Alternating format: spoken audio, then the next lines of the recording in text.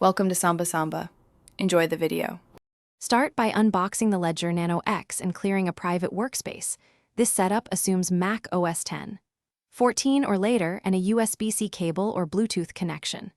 Plug the device into your Mac or enable Bluetooth. Download Ledger Live from Ledger.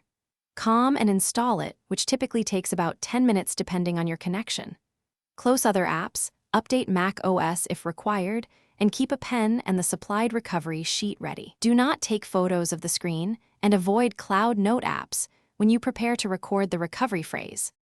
Power on the Ledger Nano X and follow on screen prompts to create a new device.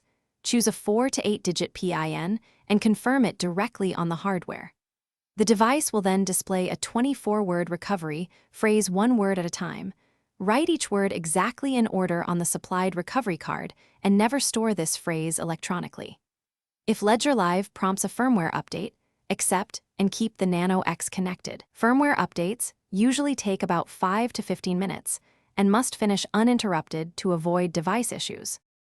Open Ledger Live on your Mac, run the manager to allow Ledger Live to detect the Nano X, and install necessary apps for the coins you plan to use. Use the Accounts tab to add an account, then verify the account address on the Nano X screen matches Ledger Live exactly before receiving funds. For safety, send a small test amount such as 0 or 0.0001 BTC to confirm the setup and restoration process. Never store your 24-word recovery phrase digitally, and keep the recovery card secure in a safe or lock. Thanks for watching. Consider subscribing if we helped you.